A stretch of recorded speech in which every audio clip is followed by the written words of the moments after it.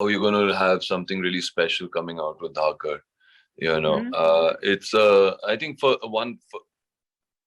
first time with a female protagonist to play a action spy thriller.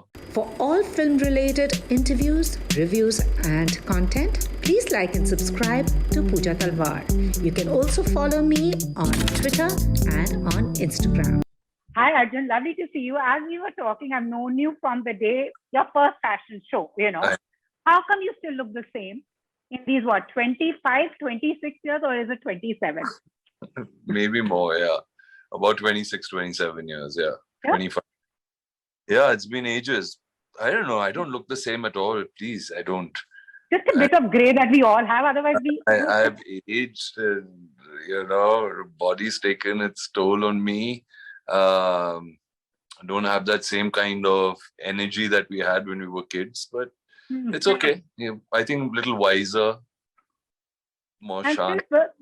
I'm still pursuing what we like to do. Yeah, I mean, at least God's been kind that way. At least we are doing what we enjoy doing, and I think that's when age just becomes a number. Sure. Because you really just get into your work, and if you love something that you do so much, as we all do, and that's what keeps us here. Even you haven't aged, I mean, I haven't, not at all. And That's a generation. yeah, it's just that this profession keeps you young, I feel. It helps you to be conscious about yourself physically, mentally, spiritually, in every aspect. It keeps you in touch with so many people, keeps you up to date with so much of the technology. I mean, which other profession does it? Not one single day is the same. Every True. single day is different. So, yeah. And also, I think hats off to whether it's the media, whether it's the film industry, for surviving a brutal ecosystem.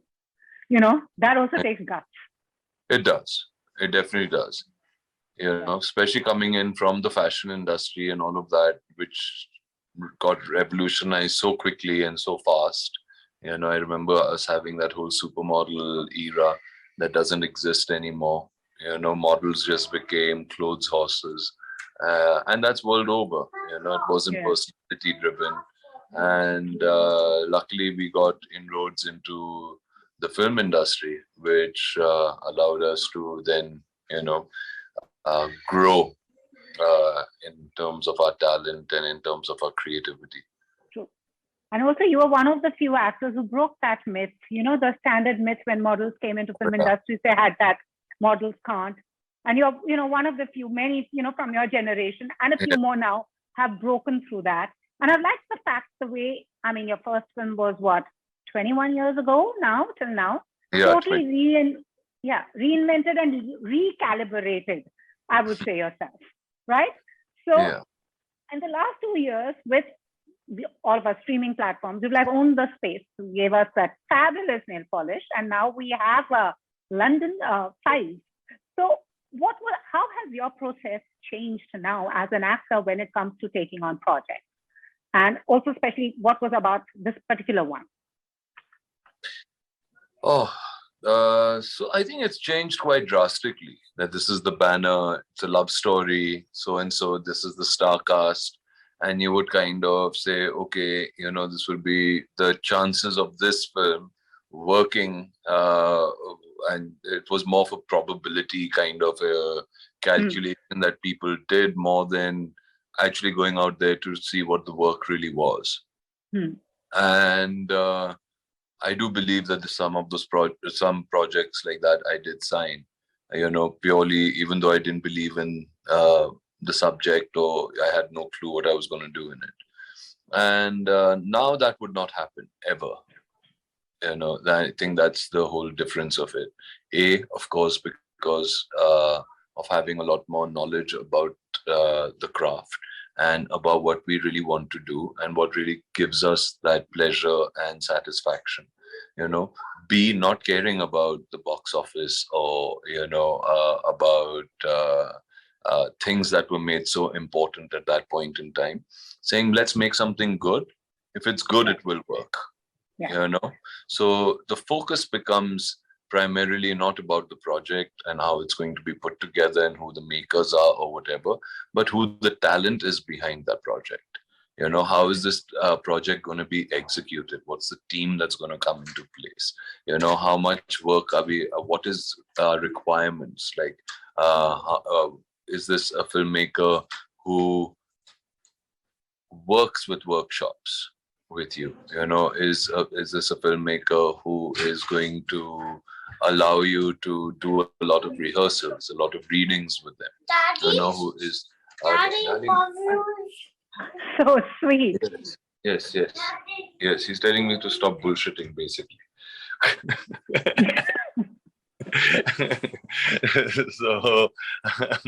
So I think, Pooja, it's about that, and that comes with experience, that comes with getting to see and experience all that we've gone through, and seen what has worked and what has not worked.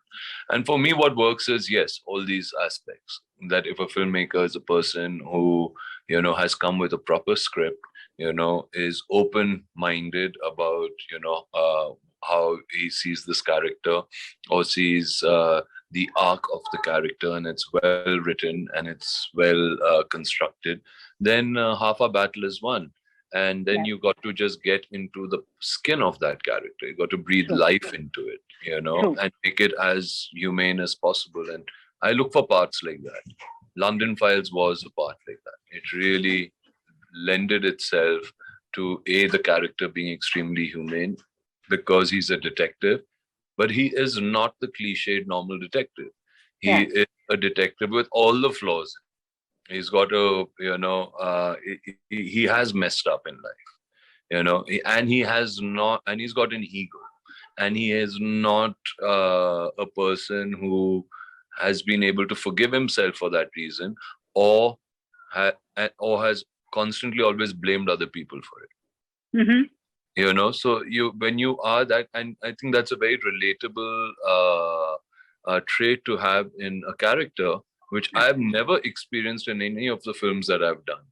A person who constantly is not taking onus of his mistakes, but always saying, that person did this. I was right. There was nothing wrong in what I did. And what happens with that is you just become weaker and weaker as a personality. Yeah. And you meet him at the weakest point in the show, in the start of the show. He is a person, and then how through this case, how he kind of finds himself. So I think for me, that whole arc that this detective had was so interesting, which was to establish a detective like that.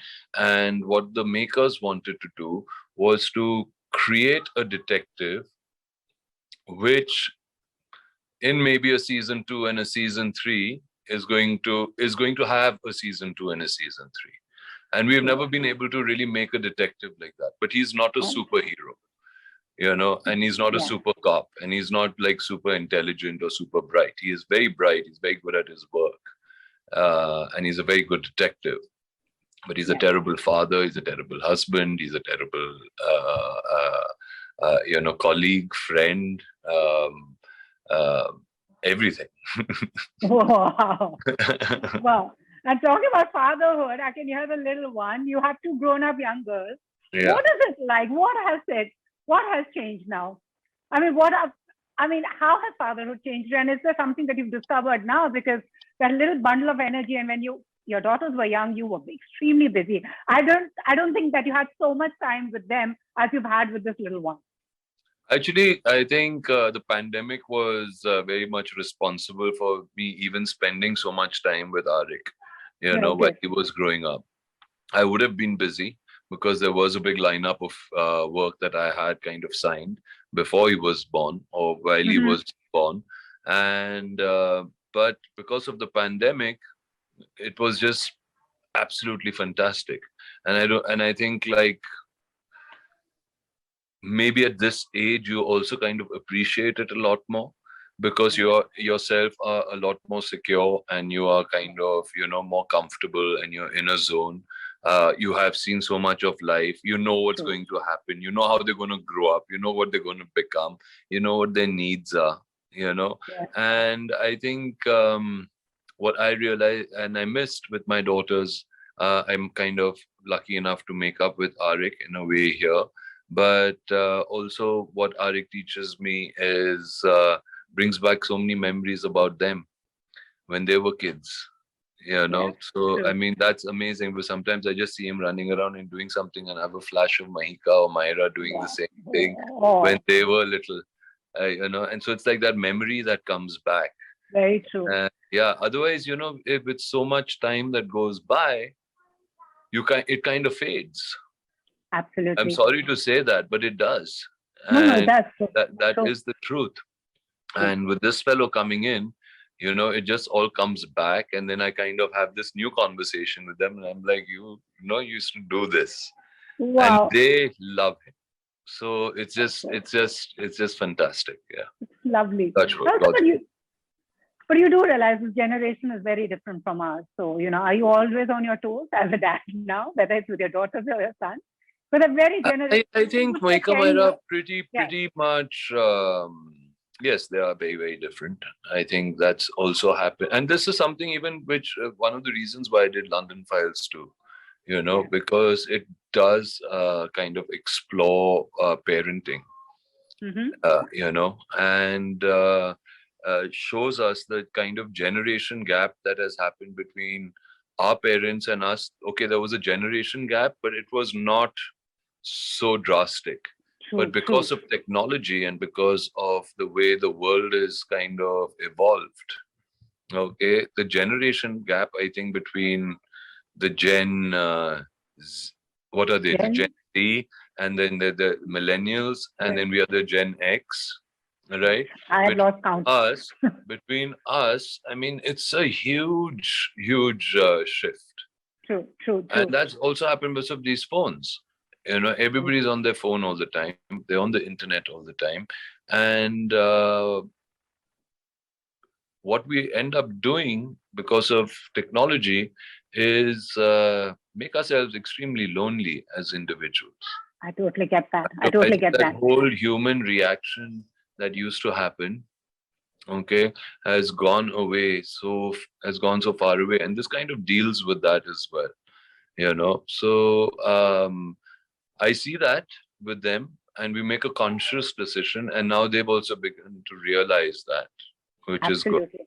That Can you? being in touch and being with each other and constantly, at least talking to each other, which even technology allows us to do, okay, very Yeah. easily today than we could at that point in time. And now Mahika is studying in London, and Myra is in the German school in Mumbai.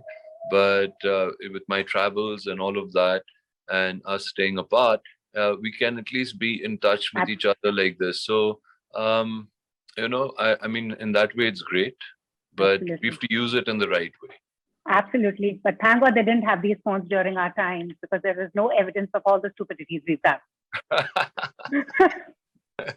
Which You'll is be surprised if somebody pulls out some pictures from the archives. It's not me, it's been mocked. But talking about investigation, Arjun, if you could investigate a case that's always intrigued you, that a fly on the wall experience, let me see what happened, which one would that be? A case which I think I would really now want to really go out there and investigate is the pandemic. How did this happen? What's going on? What's the whole conspiracy? There's so many different conspiracy theories about it. I think it could make a magnificent detective case study. That could be About Om's next assignment. which like kind of unpeels so many different layers and what the interests are, and it could be political, it could be economical, it could be technology, because actually if you go to see what the pandemic really has done is it's our first step into accepting to be scanned all the time. No, which is true. But in Bollywood, if I would tell you to investigate anything, because there are lots of stories that come up, like figure out what actually happened. Is there something that's intrigued you, like when you read about it, was like, how did that happen? There are a few cases like that, but I mean, if I had to choose one, which would be fictitious in my mind, okay, but it could be a really interesting story, and maybe I'm giving an idea to a filmmaker or somebody to take, okay. Yeah. Would be a great case study. Would be somebody like a Parveen Babi, I think. Yes. You know what actually happened? Yeah. Yeah, but actually, what I would do with it is that the detective falls in love with her. Would be a twist in that tale, totally. Yeah, but she was someone I really admired. Yeah, I mean, if there was anyone boho chic and ube chic, it's amazing, and then just it also talks about mental illness, it talks about mental health, and then you kind of, and those are the things which really interest me. So it would be really exciting to go and explore a relationship between a detective and this woman is getting paranoid and is telling him things, but he doesn't realize it's all actually going on, maybe just in her head.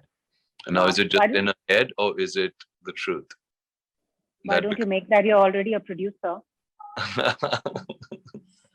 Yeah, good. Actually, it's a good idea. Yeah, absolutely. Shouldn't show this on the show. Somebody will steal it. Yes, no, copyright. We've copyrighted that. It's Arjun's copyright. And before we go, London Files and you have Dhaakad, right? Yes. So how was that and what can we look forward to there? Oh, you're going to have something really special coming out with Dhaakad. It's, I think, first time with a female protagonist to play action spy thriller, which an espionage agent, and I mean, she's done a fantastic job, Kangana. She's going to blow people's minds away. And I think Razi, who is the director, is just absolutely phenomenal. We have never seen something like this. It's very, very international. And and the action and the screenplay and the editing and the whole, worlds that he has created is quite fantastic. Awesome. Looking forward to that as well as London Files. And always a pleasure to speak with you. Hope to see you in person soon. I know both of us prefer this, but it'll be nice to meet in person as well. We shall. Take care. Thank you so much. Take care, Arjun. Bye. Bye. If you've liked this interview, please like, share, and subscribe. Follow me on Twitter and Instagram.